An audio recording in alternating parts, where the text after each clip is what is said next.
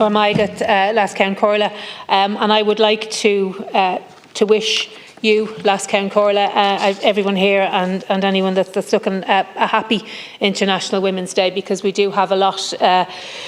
We do have a lot to be concerned about, and I do this every International Women's Day when I have an opportunity to speak. I send my solidarity, as I do today, to the women of Ukraine, of Palestine, of Yemen, Syria, Cuba and Afghanistan, and to all of those women who struggle.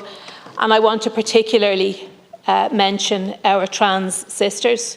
I want to say that this time last year, I said we should not allow the floor of our Parliament to be used as some sort of a bully pit for trans women. And unfortunately, we have seen that happen, and that's no fault, by the way, of anyone who's here at the moment, but we cannot allow that to happen. Trans rights are human rights, and when we celebrate International Women's Day, we send our solidarity to trans women because they need it, and to those women who are in struggle. Minister, I want to just say a very brief word about, and you mentioned domestic abuse yourself, I want to say a very brief word about Evenus, about the women and the men who work with the Evenus Domestic Abuse Support Organisation in our own area. They do absolutely fantastic work, they do, but it's not a vocation. I mean, they are not saints. They have to pay their rent, they have to feed their kids, they have to buy their groceries, the same as all of us. You know, they are waiting.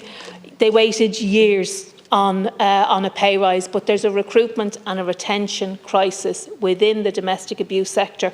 These workers need a JLC.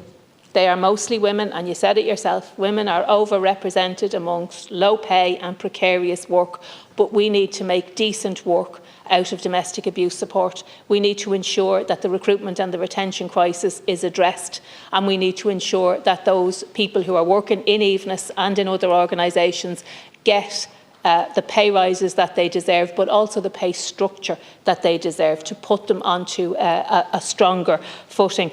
And in the few seconds remaining, I want to just say a very specific word to women, young women in particular, who are considering a career in politics or considering getting involved in politics. I would say to them very clearly, do that.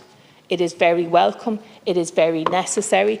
This is a very rewarding job. We need to see more women. I mean, we don't say can't see, can't be for nothing. It's very real. So I would encourage young women in particular to, as they have done in Sinn Féin, but to other parties as well, I would say to bring young women forward and ensure that we have them for local representatives and as part of our organisations shaping policy and shaping our future direction. Gormaigad.